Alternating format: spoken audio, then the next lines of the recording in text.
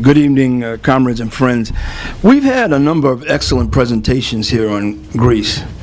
You can probably access them on the Workers' World website.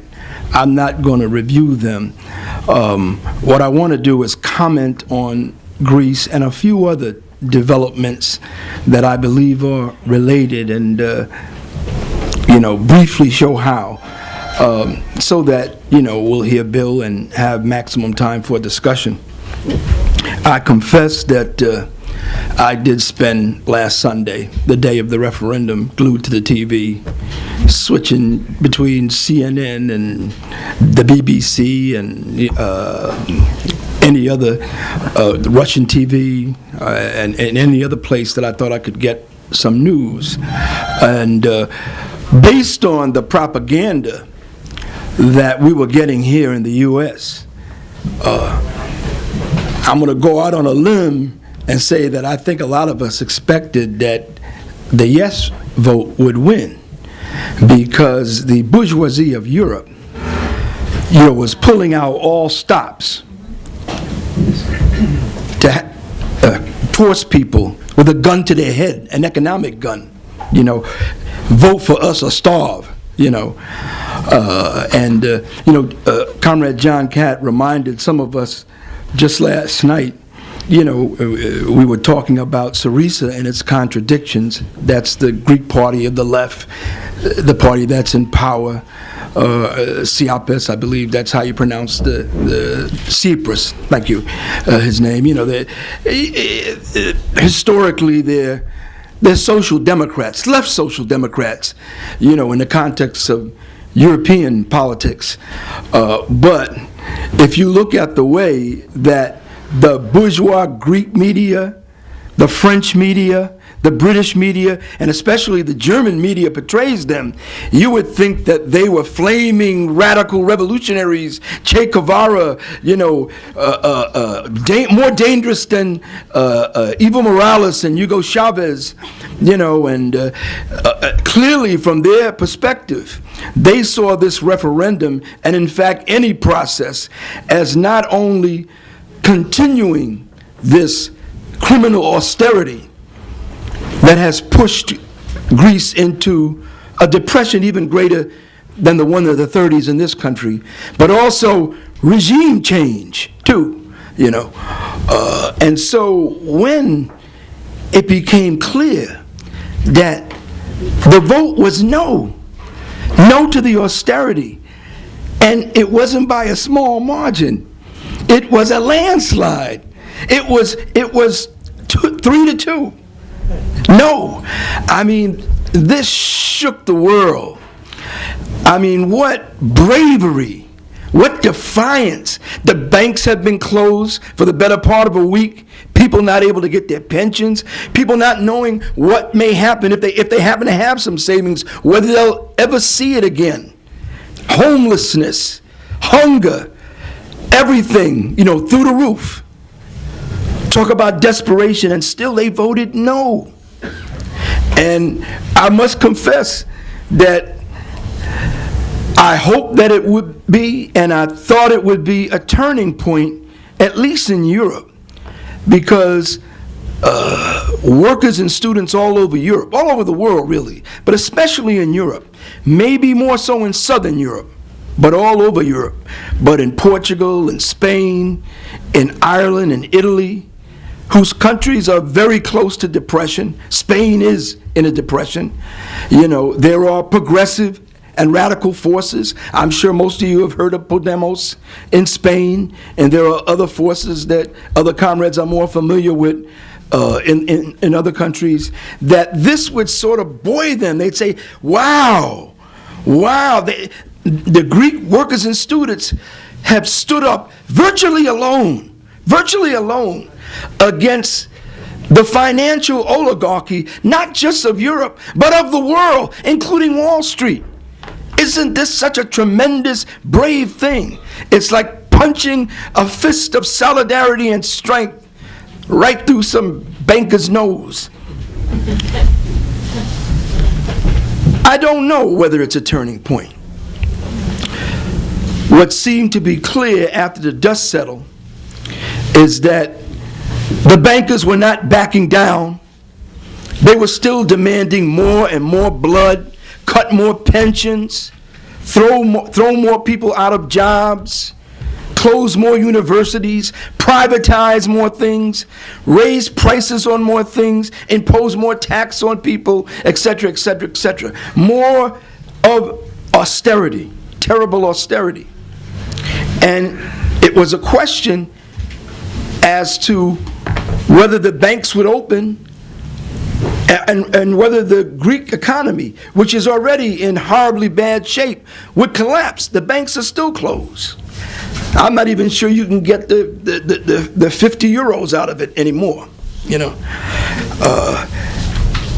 Now, some of us heard today, and there have been meetings of the bankers and the politicians in Brussels and elsewhere, you know, as they conspire against the Greek workers. You know, the most important thing to them is this. They could bail out Greece. It's not a financial question. It's a political question. Because they know that they've got Spain, and they've got Portugal, and they've got Italy, and other countries which are much bigger, with bigger debts. And if they make concessions to the Greek workers and students, maybe the Spanish will demand similar concessions, and another country, and another country. This is why they feel they have to make an example of Greece and the Greece working class and the students. They have to destroy them to send the message around Europe and around the world that we are the financial oligarchy, what we says go, and if you don't do what we say, we starve you to death. So we don't know what's next. Like I was saying, we heard today that it may be that the Syriza government, at least the leadership of it, has offered a new plan that involves many or maybe more of the concessions that they rejected and that the referendum rejected. There are meetings with the bourgeoisie and the bankers tomorrow and Sunday, and we'll find out about that, you know, and analyze it if it's important. But just remember, I mean, we may have a critical view of what the Greek government, the social democratic left government, is doing. And it's a complicated situation in Greece. You know, the working class movement is divided very seriously. And we'll return to that, if not tonight, at another time when we want to pick up this discussion. But just remember, they're under tremendous pressure. As I've said several times, the banks are closed. Nothing's going in. No shipments, nothing. And the economy, what's left of it, is on the verge of collapse. So whatever criticisms you have, you also have to put yourself in their shoes. Now, there are a number of other big events on the economic scene, on the global economic scene. Some of you may have heard that the Chinese stock markets crashed. A crash is defined as, you know, more than a 30% drop. And the Chinese two stock markets have dropped more than 30% over the past, since the middle of June. You know, there was a bubble. It's real. They've lost between $3 to $4 trillion. It's a serious market, $9 or $10 trillion. Fortunately, because it's still somewhat a socialist government that has a lot of control over the economy, the whole economy and the population is more insulated against the economic and social devastation that a financial crash can cause. And the Chinese government is clearly doing everything that it can to sort of rectify the situation. But China is either the second, and more in the eyes of some economists, at least on some level, the biggest economy in the world. So a big financial and economic development in China in spite of the fact that China is the United States and imperialism's enemy, still has a big impact globally. It's a global event, and it makes Wall Street nervous, and it makes the markets in Europe and in Asia nervous because it's enormous. There are really two big questions for us in terms of this market event in China. One is, will it have an impact on the global capitalist economy and financial markets? And number two, and equally if not more important, really, more important, will it make it more difficult for those who want to run, 1,000 miles ahead with the capitalist economic reforms, or will it strengthen those who say, hold it, wait a second, see what kind of trouble you get in when you try to copycat these markets?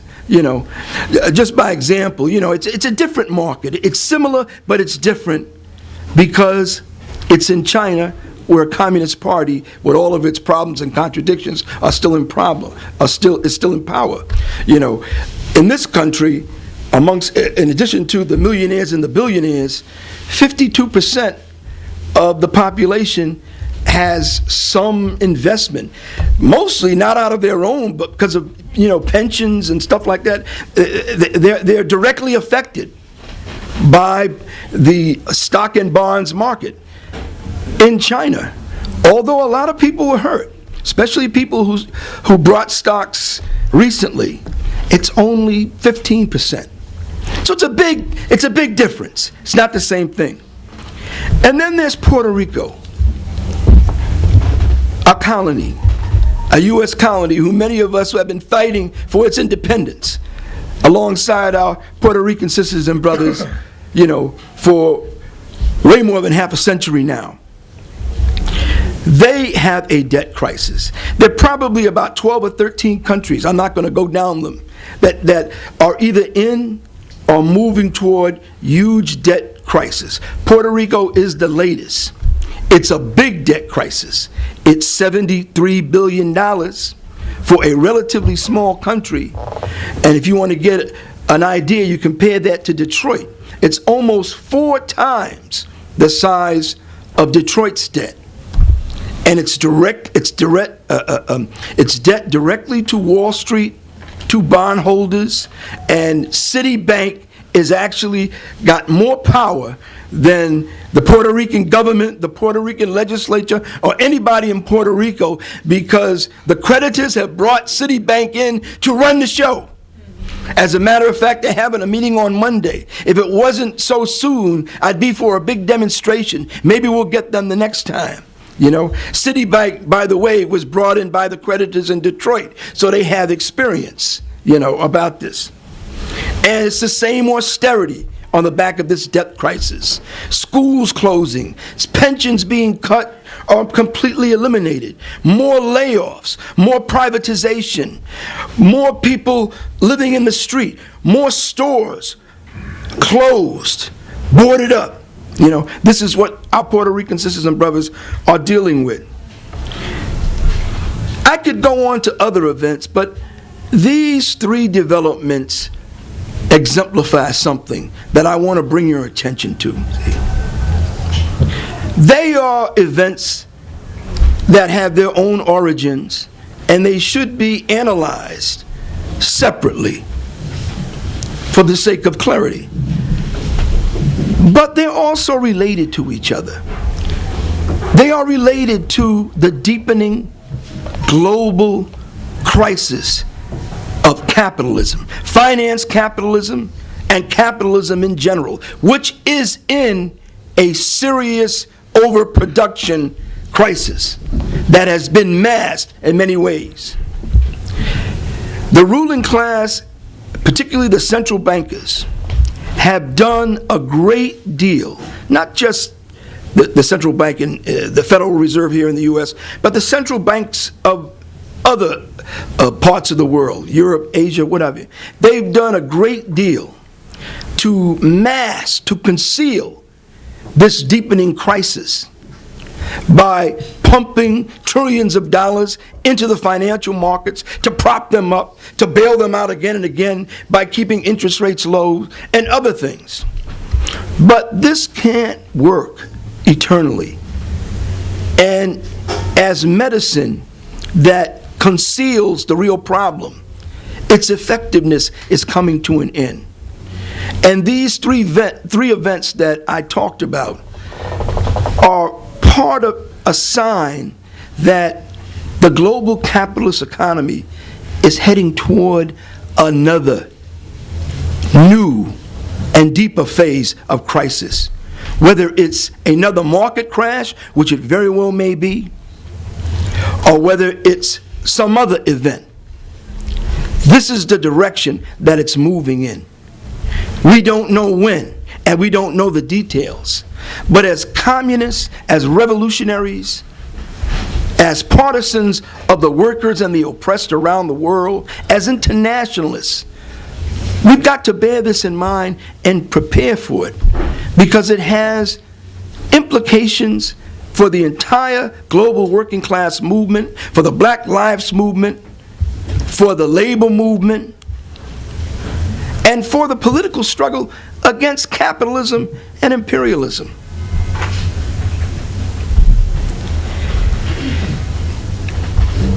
I'll try to wrap up by just saying this. It's not enough to talk about these things. The party and its allies are going to have to do something about it. Yes, we are small. Perhaps all that we can do is symbolic, whether it's a picket line, whether it's trying to call a day against austerity that links Puerto Rico with Greece and perhaps some other countries, or maybe calling an anti-austerity assembly at a certain time and place, maybe in connection with some other event. But we've got to do something.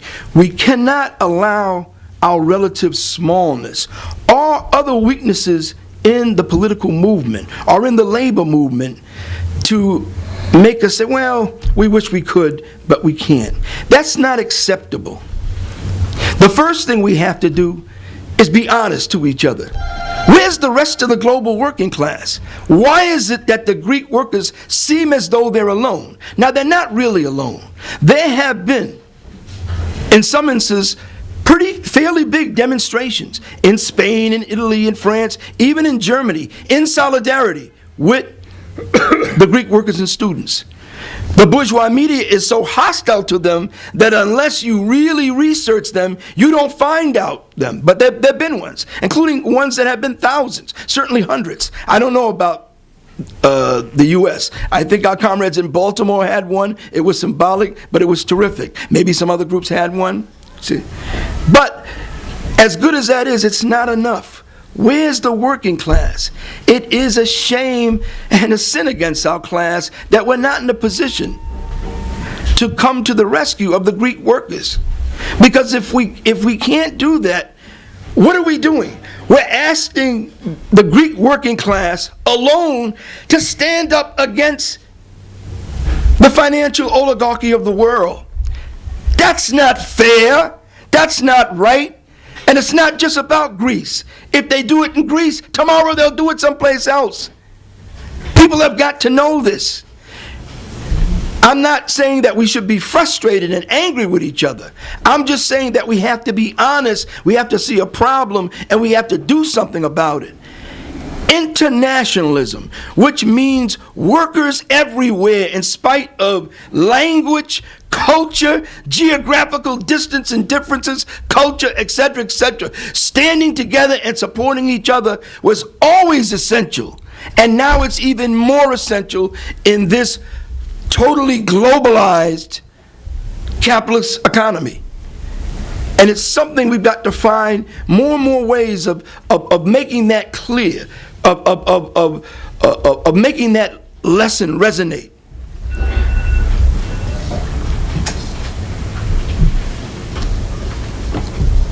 To do less would be an abdication of our duties as communists. I saw a sign. I think it was a demonstration in solidarity with Greece in London, and it said, "Austerity breeds fascism." And I thought it was very interesting. That's why I remembered it. The point that this comrade was making was that it's this terrible austerity, if it's not fought, even if it has to go all the way to making a revolution, that if it's not fought, it gives fodder for fascist elements like New Dawn in Greece, to blame immigrants and blame dark-skinned people. And for sure, history has told us that if the vanguard of the working class does not take an initiative against this austerity and the system behind it, capitalism, and lets a void exist, at some point, the fascists are going to fill that void. And so there's so many questions tied to this, but one of those questions is the anti-fascist struggle, sooner or later. Let me just end by saying that in addition to whatever we do in solidarity with our comrades in Greece, in Puerto Rico, and everywhere else in their fight against austerity, our party, along with its allies, and whomever else ear we can get and convince of the necessity of what we think, we have got to take steps in the direction of building concretely a avowedly anti-capitalist, pro-socialist pole in the working class movement. And we can't hide it. We can't hide it behind rhetoric. That's all good. Sometimes you got to be popular. But now is the time. Now is the time to really build the anti-capitalist pole. Capitalism has to go. I wish that we could be the initiators of a world day against capitalism. Why wait until some anarchists do it? You know? Why not communists do it? You know? Even if it was symbolic. I'm not making a proposal. I'm doing something luxurious. I'm thinking out loud. You know something. One big news item is Pope Francis' visit to Latin America. Now, the big news he made today, and he was in Bolivia, meeting with Evo Morales, who gave him a hammer and sickle with somehow a crucifix on it. And we would have liked to have been there to see that. You know, I don't know whose idea was that, but it seemed to me kind of brilliant, you know. The Pope was quoted as saying that unbridled capitalism, they always talk about unbridled capitalism. They don't just attack the whole system. They have to qualify it. Unbridled capitalism is the dung of the devil. And you know something? I'm not as literate as some of y'all, and I had to look up dung. I thought it meant shit. And that's exactly what it meant. And when the Pope is calling capitalism shit, you know that something is happening, and it's time for those of us who have known that. I mean, that's what we live and breathe. That's Marxism and Leninism and everything that we understand, and Che and Fidel and revolution, you know, in history now and in the future. You know that we can't let the Pope out-capitalist us, out-anti-capitalist us, you know. Anyway, thank you. The question of, you know, whether the Syriza or people in the movement are planning another an independent bank that's independent of the European Union, of the European Bank and the IMF.